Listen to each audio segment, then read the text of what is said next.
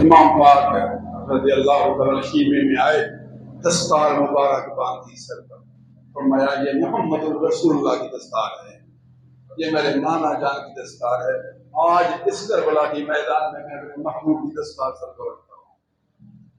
حسین علی رضی اللہ تعالیٰ کربلا کے میدان میں جب جنگ کے میدان میں آئے تو سر پر پگڑی مبارک تھی، اور وہ پگڑی بھی محمد الرسول اللہ کی بنی ہے۔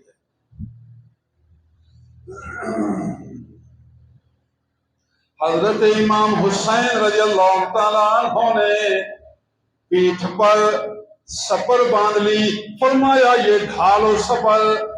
یہ امیر حمزہ سید الشہداء رضی اللہ تعالیٰ عنہ کی سپر ہے،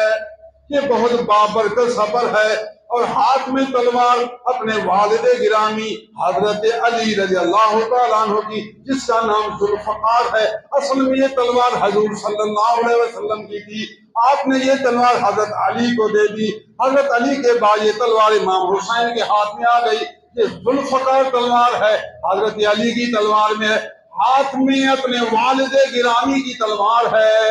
کمر میں پٹا باندھا جو کہ بڑے بھائی امام حسن رضی اللہ تعالیٰ عنہ کا تو پٹا مبارک ہے، کمر میں پٹا بھائی کا باندھا ہے، ہاتھ میں تلوار علی رضی اللہ تعالیٰ عنہ کے لیے ہے،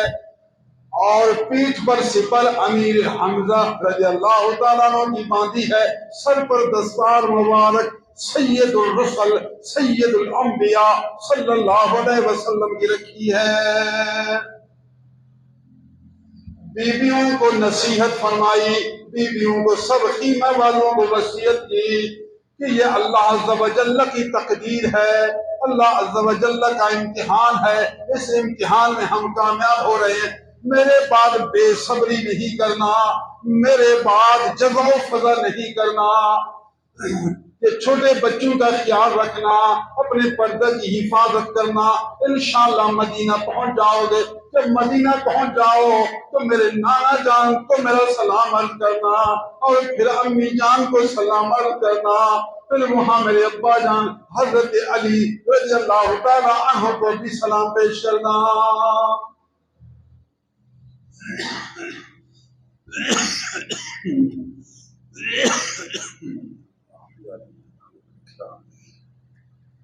بچوں کو وصیت فرمائی، نصیحت کی، صبر کی، تلقین کی،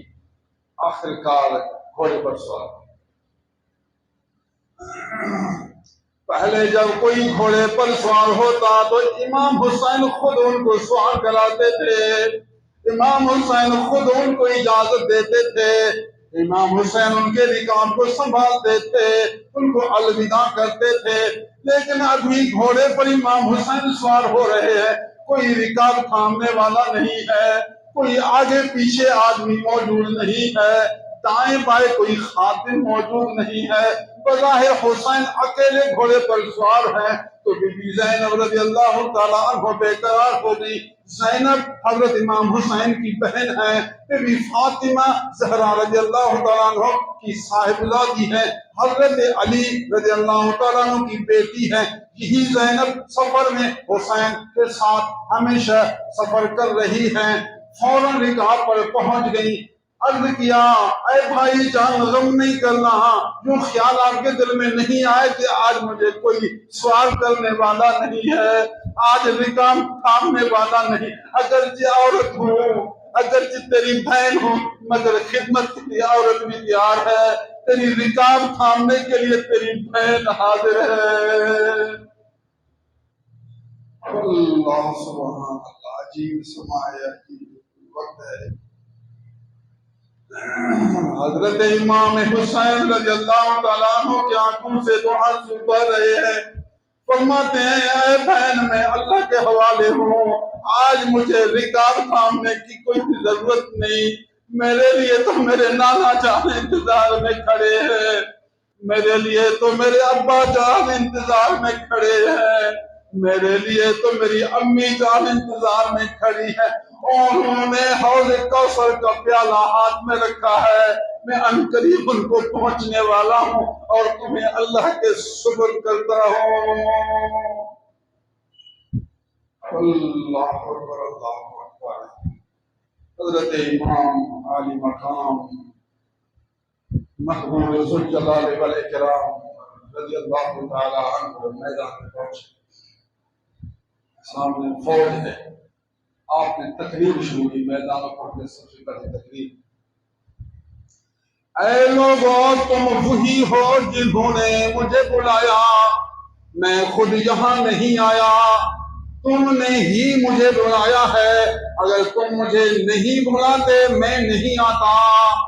قیامت کے دن اللہ کے دربار میں کیا جواب دو گے کہ تم نے حسین کو بلایا پھر اس کی حسین سے جنگ کیا؟ کیا جواب دو گے؟ اگر پھر بھی ابھی آپ مجبور ہو تو ہمیں اجازت دیجیے، میں واپس جاتا ہوں، تمہیں کچھ نہیں کرتا، اکیلی جگہ بیٹھ کر اللہ اللہ کرتا ہوں۔ جتنے لوگ شہید ہوئے اب بھی توبہ کا وقت باقی ہے، اب بھی آپ کے لیے ایک راستہ باقی ہے۔ اپنی حجت تام کی پتہ کو اٹھا کے یہ ظالم آپ سنیں گے نہیں، اس لیے امام حجت تام کرنا